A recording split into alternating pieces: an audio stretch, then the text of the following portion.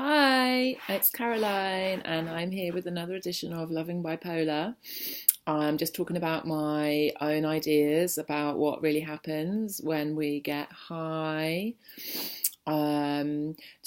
Today that I just kind of asked myself before I started the video what I'm going to talk about, and because I'm writing a book, I thought I'd actually going to start sharing the ideas that I'm going to put in there because at the end of the day, it's about getting it out to you, anybody that's still really suffering and struggling with their journey.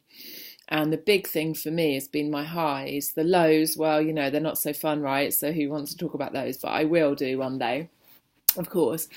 What I was just talking about in my writing today was the different aspects of being high. So there's the symptoms, which we would say are the problems, the things that we know, although I've loved my highs, I know I cannot sustain that level of being. It's just not sustainable, and therefore it's not healthy. Therefore we say it's an illness. So there's those sides, but then there's the really good things about it. So I'm just going to talk quickly about the symptoms and why that might happen for you. Okay, so for me, what I realized is that over years of reflection, is basically I suffered so much feelings of trauma as a child, and this is not a disrespect to my parents. Okay, my parents are beautiful beings, they're really sensitive, and I had a wonderful childhood. Okay, but it still doesn't mean that as a sensitive being, because we're all sensitive, bipolar or not, we all have energy, we all have feelings. For just a long series of events, I was living in fear. Okay, I remember being 16 and I could barely pick up the phone. The phone would ring in our house, and obviously it's before the days of internet where everyone's a bit more in touch. I was just so scared of everything. I wouldn't have got on the bus. I had friends that were going up to Manchester when they were 16, going shopping and to gigs. Not me. It was all I could do to bloody move there when I went to uni. Okay. So my first high was 20. I was 20 or 21 actually. I just turned 21. And what really essentially happened, my whole life was a series of fear. Oh my God, oh my God, oh my God. I'm a musician, okay? So I spent a lot of my childhood being watched like a hawk in classical music training, which I'm so grateful for. But on the other side of it, it meant that loads of my after school time was being watched. Am I good enough? Am I good enough? Be better, learn, do better. And again, it's no one's fault, but the way that manifested for me was just this ever, ever full-on feeling of fear. I never felt secure. And again, there's not one person to blame. It's just how I am, and I take that on, okay? I didn't realise, in life, you don't get a book when you're 5 going, if you just do this, you'll feel secure in yourself. We need to be taught meditation in school, but anyway, I wasn't. So physically, you start running on your fight or flight, and you can look up this, there's parasympathetic nervous system and your sympathetic nervous system. And unless you take time out regularly to come back into your relaxed state of being, you can tell the difference in my voice. Okay, maybe there's a bit of nerves about being on the video. So your nerves start whoop, and then you come back down. And what I know is, I didn't know it at the time, but my release was dancing. I love to dance, and I'm a musician, and as a kid, I just could feel music, as I think we all can. Okay, it's just I particularly had this draw to it, and so basically, as soon as I started knowing about clubbing and dancing, that was it. And 3 or 4 nights out of the week in uni, I would go out dancing. I was in a band, so some nights I'd be practicing and dancing along. I worked in a bar, and we were always dancing in the bar, because that made me relax, okay? But what also happened, it didn't make me relax. It made me feel good, actually. Let me say that. It didn't relax me, okay? I'll refine that. It made me feel good. And actually, again, looking back, what I was really doing was escaping. Okay, so I had so much trauma in my body, so much fear about the world, just like, oh my God, there's so much pain and there's so much war, drama, fear, propaganda.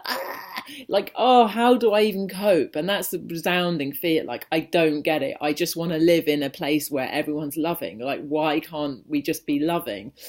So basically, bit by bit, every time I danced, I'd always shut my eyes. I'd just be like this, away with the fairies, okay? Literally, I would, in Eastern philosophy, we have chakras, and here is where we kind of leave our body and we go up to the cosmos. And I took acid once, and I didn't have that much visual stuff. I tell you what, when I danced, I used to get these lights and things would move, and I'd be like in this tunnel, and I'd just be like, oh, people would talk to me and I'd be like, whoa, what are you doing? Because really, I was like in a trance somewhere else, right? And they pull me back down. I'd be like, fuck. And I smoked weed. Yeah, that helped me just go. So whether or not any of that rings a bell, something in your life, and it can be somebody in a shop being horrible to you, somebody angry in the street. There's so much, because we're so sensitive, and you just, it's very hard to just be like, if there's somebody doing blah, blah, blah, blah, you can feel the difference, right? Yeah, it kind of gets you, okay? And so that, I mean, for me, I do meditation, I do yoga, and I'm really, even my dancing is a lot different now. I do a lot slower movement, because actually that's very relaxing. Whereas I used to dance and I'd just be like, yeah, oh my God. And sometimes I'd do this really relaxing thing, but like a lot of times, I mean, I used to listen to drum and bass, and I just had this like, because it was like, get out of me, this horrible energy. And I didn't know, and I do think it's why so many people go raving and festivals now. I just couldn't not go, because it was like, I can't cope with this shit. Let me go in and just like escape. And what happens is I just got higher and higher, and I was so out of my body for so long. My body is just, it's exhausted, there's no life force in my body. Because if we look at ourselves as like a mass of energy of our consciousness, if it's in your body, then you're grounded. I can feel my feet, I can feel my knees, I can feel my bum on the chair, I can feel my shoulders. But I lived most of my time either up here going, oh my God, oh my God, oh my God, I don't know how to cope with this, or just gone.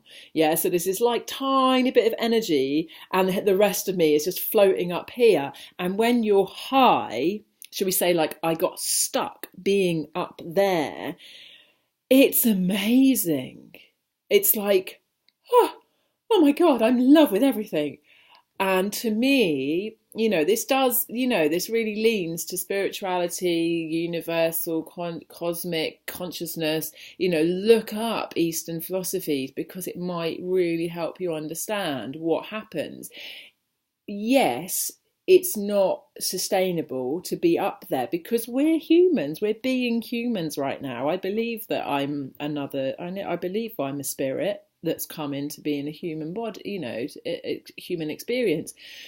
And because we feel at home in that state of love, you just want to stay there. You do not give a fuck about, triviality. But in this as well, when you're up here, it's like you're connecting with the all.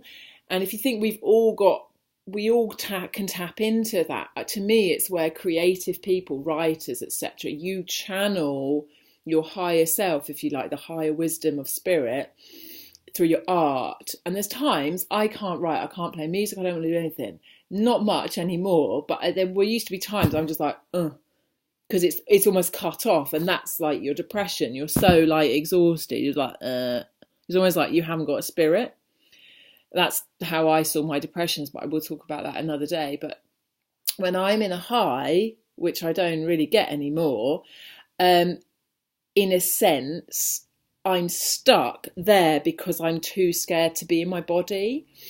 And why I don't get stuck there, but I access it now, is because I've done a lot of work clearing out the traumas. I have allowed myself to feel the trauma and cry it out and release it, because something happened when I was 13 with a guy. It was pretty horrendous, and I didn't even feel it and then flipped to my mind. I was so already in my head a thinker, and I am a contemplator, and I do believe there's a lot to be said to contemplating, but I was, I couldn't feel, so I just went straight to it's okay, it's been a really good lesson, I bought this on myself, and that's the way I've dealt with everything. My parents splitting up, it's fine, I understand what, instead of just going, oh my god, that's terrible, no, it's taken me 20 years nearly to cry the hurt of how devastating it is for me that I love my parents and they split up. And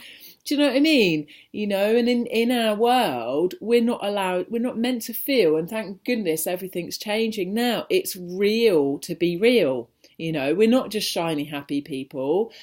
We can be, and it's okay to feel. There is no badness in grief or sadness, guilt, shame. They just are feelings, and to be well, we need to allow ourselves to feel. But most of us are we're up to here in feelings, and we're here trying to think it away. So I talk in therapy, it's all very well, but unless you're feeling it and releasing it, you're just going up here, looking down, and it's still in your body going, ah. So my journey has been to cry it out, to scream, to shout, to pound the earth, and bit by bit. And it's still a process, I'm still learning that it's safe to be in my body. I'm not going to get told off. I mean, that's a massive one for me. My mum's a teacher, and bless her, she was fierce. Good teacher, but fierce. So I lived loads of my life being like, I'm going to get told off. I've booked to go back to Portugal in a month, and my first feeling was like, I'm going to get told off. By who? I'm an adult. People love me. They want me to be happy. But you see, so deeply ingrained in our energy body, in our psyche and our subconscious, however you want to look at my inner child, that's overwhelmed my state of centeredness. So anyway, I'm going to sum up because it's a long video otherwise. What I invite you to do, if some of this rings a bell, is just to recognize, am I actually relaxed? You can say do meditation. We can choose to be relaxed wherever we are. Yeah, you can. I mean, that's mindfulness, right? I guess I've never really got into mindfulness as a thing. It's just, there's so many bloody theories anyway. I'm just doing it. Yeah. So when I'm walking along the street, I'm like, am I here or am I thinking? Am I stressed or am I relaxed? And I can tell with how I'm breathing. So it's just relax. Coming into my body, I'm like, I can feel my body start going up. It's like tension. Oh yeah, your shoulders drop, 4 inches. So my invitation to you is, if you think that you're still having this, what are you chasing? What are you getting away from? What is old trauma that you haven't cried? It's not saying, I hate my parents. It's going, I love my parents, but I still had feelings that I haven't allowed myself to experience. And until you let yourself release them, they're going to be in you, and they're going to be controlling your psyche, your habits, your patterns, your personality. I have changed. My core hasn't changed. My things that I hold dearly in life, but how I present to the world is completely different from, even 2 months ago, 6 months ago, a year ago,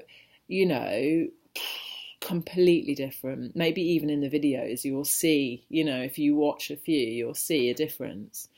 Anyway, really long video, so I'm going, but yeah, bless you, and I hope you find something useful in this video. Check out my blog if you like, www.breakingoutoFbipolar.com.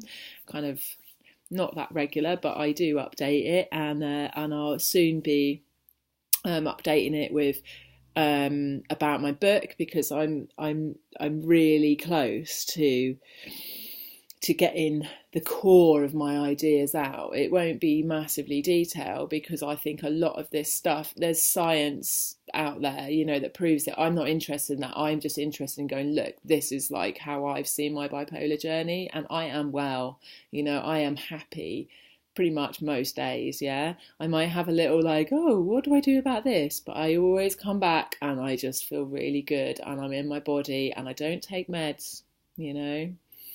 So anyway, bless you. Bye.